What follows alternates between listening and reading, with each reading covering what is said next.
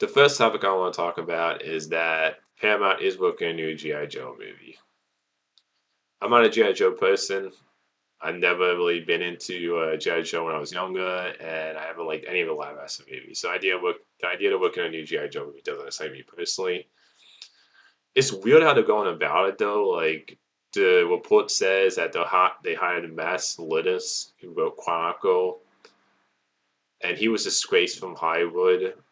I don't know the whole story, but I know there was allegations against him from women who said he was like abusive, toxic. I think he's even said he was terrible in relationships with women he was with.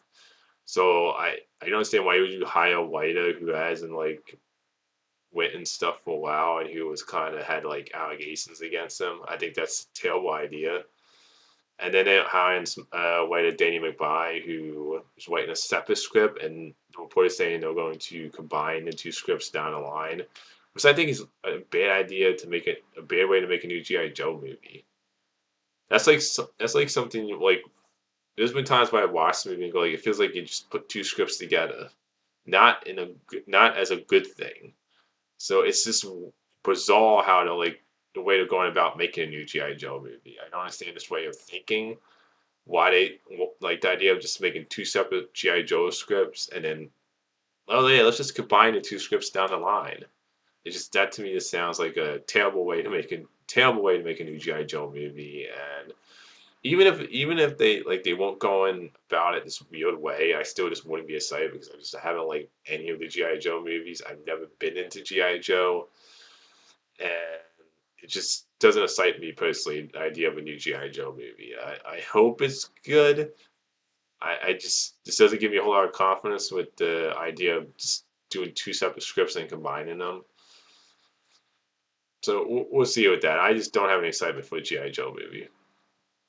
The next thing I want to talk about is so Zack Snyder reviews whether whether there's any chance they would like he would return to do Justice League 2 and 3 because he had like the whole five he had an idea for the 5 movie plan, and also his take on James Gunn's Superman movie. And look, Zack Snyder, he's not one of my favorite directors. I don't think he's a bad director. Let me make that clear. I don't think he's a terrible director. I just don't think he's a great director either.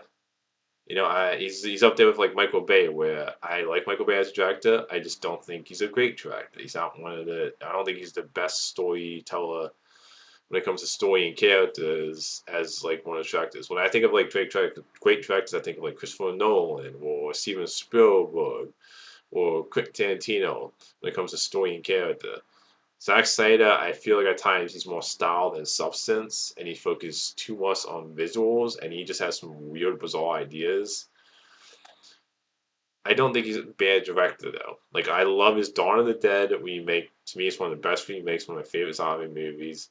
I think Watchmen's underrated as a comic book movie. I love the Watchmen movie. I'm talking about just the theatrical cut. Like I love the director cut and director's cut. I know you have also the ultimate cut.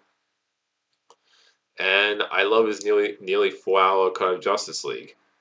Like I don't think that movie's perfect though. I don't think that movie need to be nearly 4 hours with the story it had.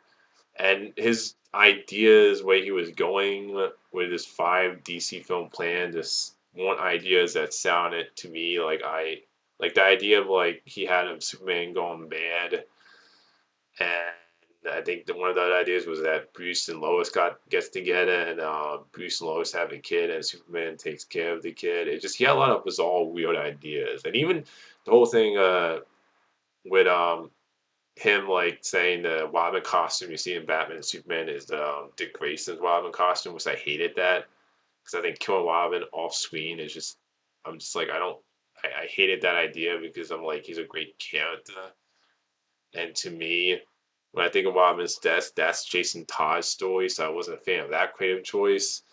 And I like Man of Steel. I didn't love it though. There's some problems I had with that movie and execution that he tried to do with the Superman character. And his version of Superman just didn't completely click for me. Batman v Superman, I have tons of problems with that movie. I don't like the theatrical cut. The Ultimate Cut is better. I still don't think it's great though. That movie, like I enjoyed Ultimate Cut. I still have some problems with that movie though, and it doesn't fit all the issues of some of the creative choices he made in that movie. So when it comes to his DC track record, what he was doing, it wasn't like I was loving what he was doing in in the first DC universe. I am happy that the fans was able to that he was able to put out his director's cut of Justice League. When it comes to his nearly 4 hour cut of Justice League, I thought, I'm happy for that he was able to get that out, and I do think it was way better than the theoretical cut, which I think is I used to think was okay, and it's just now I look at it and go like that movie's trash. Way better. It's not perfect. I don't think that's the perfect one time for that movie. Overall, though, I do love his nearly 4 hour cut. And he was talking about, where does Snyder advice for ever atone? And this is what he said. He said, if he could ever make a sequel, he said, I would never say that there's no way. I would never, because I was on the ride that created Justice League. If you were in my shoes, there was numerous times, dark times, where I would say there's no chance that there would be my version of Justice League. It would never exist. It can't. Cost, politics, everything stood against it, yet it exists. And I think fans should never forget that they did that. And he continued. And he also talks about the fans. They also raised a ton of money for suicide prevention, and they did a lot of good. I think they catch a lot of flack for being toxic or whatever, but they literally saved your life, so you can go F yourself if that's what you think. I would say that last part of it, though, I'm happy for the fans when it came to. I do think that was something good of them being able to get Warner Brothers to put out his nearly 4 hour cut. I'm always happy when the directors can put out the full, complete vision for the movie they made. And it sucks what happened to Zack Snyder during the making of that movie, and also, Batman v Superman got cut down when the director version, they didn't, it wasn't the ultimate cut they released in theaters, it was the director version. So it sucked what happened during Zack Snyder doing that making of Justice League and how it went down. And I'm glad he got to see his version. And I do think it's something, when it comes to raise money for suicide prevention and fans getting the studio put out the cut. I think that's great. But I do think some Zack Snyder fans are a little too toxic, though. I do think they're one of the most toxic fan bases. Not all fans. Let me make this clear. Not all fans. I think what they did with getting that cut out was great. I think that's a great win for fans, and I'm happy I got to see Zack Snyder's full cut of Justice League. And raise money for the suicide prevention, I think that's awesome. I think, to me, that's the positive side of fans. When fans they do some good, and what they did, I think, was great. I do think that last part of it, though, when he says "go f yourself," if that's what you think, I think Zack Snyder sometimes needs to realize that his fans can also be very toxic. I look at when you talk to fans with the Zack Snyder stuff, even the stuff like with James Gunn and Zack Snyder, which I get so tired of when it comes to the whole thing where people seem to think Zack Snyder and James Gunn have something against each other, because it's and this is another thing about fan bases I hate, is that I find it really toxic when it feels like you can't just like both. It's like you have to pick and choose. Or fans take it so personal if you don't like what this director did with this property that you're a fan of, or the fact that you can't dislike or love both things. Look, I love James Gunn's Superman. To me, I connected more to his Superman than I did with Zack Snyder's Superman. And for me, it's the best Superman movie ever made. I love this Superman movie.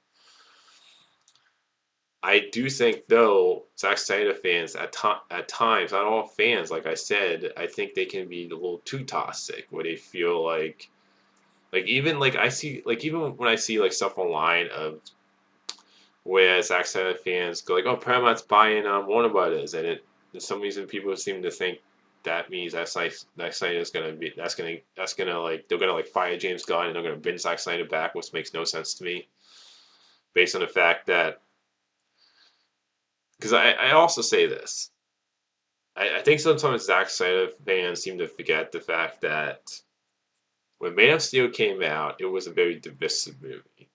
Whether you love that movie, whether you hate that movie, I'm somewhere in the middle. Like I always say, I'm somewhere in the middle with that movie. There's things I like about it. There's also some creative choices and things about that movie I felt like wasn't executed well. What he tried to do that I didn't connect with. I don't. I like. I don't think you're ever going to see him come back to direct a live action Justice League, a continuation of the Zack Snyder, the side of us.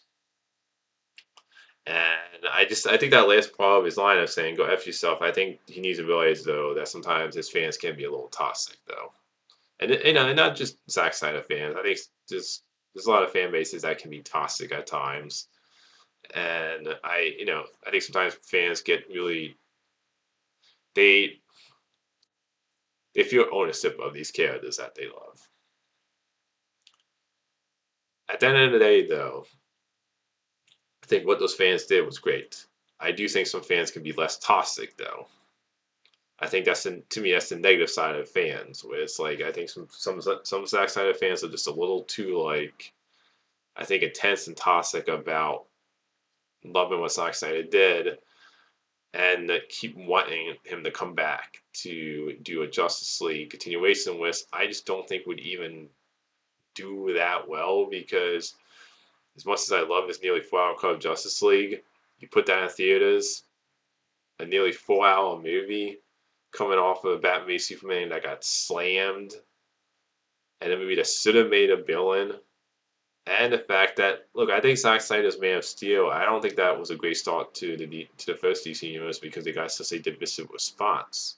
Whether you love or hated that movie, people were very divided on that movie.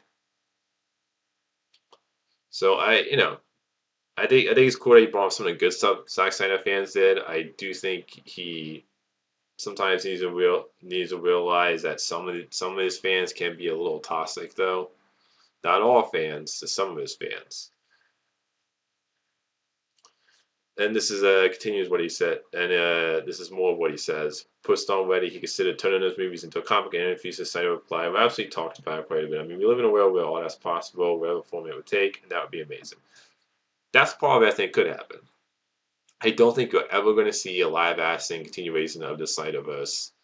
I don't think it would make any sense based on how financially and critically that DC universe did. It just that first DC universe clearly did not completely click for people. Man of Steel had a 55% of Rotten Tomatoes. It has like in the 70s for audience score. The audience liked it more. It's not like that movie was beloved though. It was just a bit like people either loved or hated that movie. It was a very divisive movie. Batman v Superman got slammed, and yeah, it made over 800, but a movie that had Batman, Superman, Wonder Woman, and together should have made a billion. I think it would have if they got well received. And you just look towards the end of that DC universe because I just don't think his vision and that first DC universe was completely clicking for people. And I don't think with James Gunn just starting his DC universe and the fact that James Gunn's DC universe has been better received, at least critically. I'm not talking about how financially his stuff is done because we've only seen one movie from James Gunn's universe. Critically, though, his Superman was better well received. Whether you love Man of Steel more or you love Superman 2025 more, that's up for the debate. It's all subjective. I just don't think like they would Paramount would be like let's pin like with them buying Warner Brothers that they would be like let's like fire James Gunn after he's only done like they've only had one movie for this DC universe. I do think if they ever did bring Zack Snyder back to do a continuation of his Snyderverse, I think that could happen in an animated format or in a comic. I definitely think that could happen someday where you do a comic of his version of Justice League, of his DC universe continuing in a comic book, or if you do an animated movie. I just don't see it happening in a live action format. And I don't see Zack Snyder coming back to direct a DC Universe movie either. If anything, I could see him directing a live action Elseworld movie. I could see him like come back to direct a live action DC movie if it's like an Elseworld movie where it's not connected to a DC universe and it's not connected to the Snyderverse, the first DC universe. I could see that happening. I just don't see I don't see a continuation of the Snyderverse happening unless it's in a comic and animated form. Which, look, he said he's talked to people about it. I think that would be cool if that did happen. If they wanted to do, if there was news that came out, they're going to continue his DC Cyberverse in an animated format in an animated movie, one a comic. I think that would be cool. I think that would be fine, and I think that to me is where that would happen. I just don't see it like them doing a continuation of live action, like continuing his Snyderverse. I do think it could happen in animation or comic form. And he talks about James. I mean, James has been very kind. I wish him all the best. And I love what he says about James here because they're good friends. Like James Gunn wrote the Dawn of the Dead movie, his first movie, and they showed pictures of those two together. And James Gunn talked about how much of a fan he is of Zack Snyder. So I don't understand why some fans out there with the Zack Snyder fans, which is again another toxic side of the fans that I don't like, is how they seem to want to pit these two against each other. This makes no sense to me. You can like or love both versions. And I will also say this to fans is that, you know, if you dislike one of the versions, that's okay. Like the whole point of film is subjective. It's art. Everybody connects to the movie in a different way.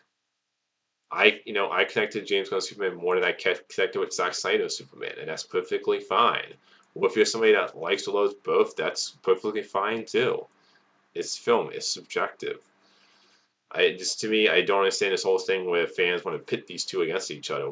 They made it clear they're really good friends and that they're both fans of each other. So I think this is cool what he says here. James has been very kind with some all the best. My three movie trilogy is a read that just won't die, so it grows on its own. It had its own life, and I'm not concerned with James Gunn Superman, which is amazing. So I love it. I love the fact that he loved James Gunn Superman. I think that's awesome. I can't wait to see the next movie. It's just awesome. It really got me. It's not just the same thing. It's just like a different thing. And I also love what he says there about being a different thing. Because they're going for two different things. I think James Gunn is a very different director than Zack Snyder as a director. When it comes to tone, when it comes to style. And to me, like I said, you can like or love both. I can sit here and enjoy Man of Steel, but also have my problems with it and feel like it, to me, what didn't live up to expectations and feel like some of the execution movie didn't work for me. And I can love James Gunn's Superman movie, you know, and you can, if you dislike both of them, that's fine too. James Gunn is singlet and is what to me they're both different versions. So and that's always the thing too. It's like, I look at Tim Burton I look at Tim Burton's Batman, Kristen Bell's Batman, Batman's Batman. You have different versions of all these characters. And it's just different when it comes to you know, people are going to connect to certain versions of a character while other people won't, and that's okay. So I like what he said about being a different then. James is singular in his storytelling ability to channel mythology and pop culture into what I would consider an iconic and very particular point of view that's both pregnant and funny. And I love what he says about being pregnant, poignant and funny. Because that's one thing I love about James Gunn. Like one of the reasons why I really love James Gunn as a filmmaker and what he did a great job in that Superman movie, and what he does a great job in a lot of his movies is that he can be very fun and funny, while at the same time being serious and having great emotional moments in his movies. And that's why I consider James Gunn to be one of my favorite filmmakers and one of the best filmmakers. And I just, like I said, to me, he made the best Superman movie for me personally, at least. I totally understand what Zack Snyder was trying to do with his Superman, and I think there are elements that I liked about his Superman. It's just for me, his Superman didn't fully get there for me personally, and I didn't feel as connected to Superman as I wanted to. He's best. Let me see. He has where I consider a comic movie. He's the best and I think that I can think of, and I think he's great at. He's a great steward of that world, and that's great for fans. And I love the fact he's just he's a fan. He's made it clear he's a fan of James Gunn. He loved the Superman movie. and how much of a fan he is when it comes to the world of DC. And he's happy for the fans that liked, sounds like that liked or love James Gunn's Superman movie. And I just love the fact he's very, just being very respectful that James Gunn, what he did with Superman, and the fact that he had his time. He had his time when it came to his DC era, when it came to the first DC universe. And I think it's awesome how much him and James Gunn are great friends, and this to me shows some class. And yeah, that's the whole thing we talked about. So if the Cyberverse ever returned, I think it would be in, like I said, in a comic book or animated format. I don't think you see him directing a continuation of the Cyberverse in live action. I just don't see that happening. And Paramount always made clear they're sticking with James Gunn. So I don't know where people would get an idea. These reports going around that like Paramount buy-in, one of those means we're going to see Snyder come back, which I don't understand how that connects. It's just cool to hear how much of a great friendship these two directors have, and how much they respect each other's work. And you know, I may not agree with Zack Snyder's creative choices for what he did in the DC universe a couple of times, and some of the ideas he had for the future if he continued. At the end of the day, though, I'm glad for the people that did enjoy or love what he did. I think that's awesome. So it's just I think it's just a great article. Just was just showing respect between filmmakers, which I love, and just showing some class. And to me, I think it's really awesome that he loved James Gunn's Superman. I love hearing that. So I thought this was just a great article personally. And like I said, he's not one of my favorite filmmakers. He does have his own style though. And then the next topic I want to talk about is the first reactions for the Bride came out. Now I'm really excited for this movie. It's one I'm most anticipating this month. The trailers have looked great, and I'm a big fan of those monster movies. Of like doing movies. I haven't seen the old classic monster movies, but I'm a fan of those characters. And the trailers I think have looked great, and the reactions for this are through the roof. So I love hearing this.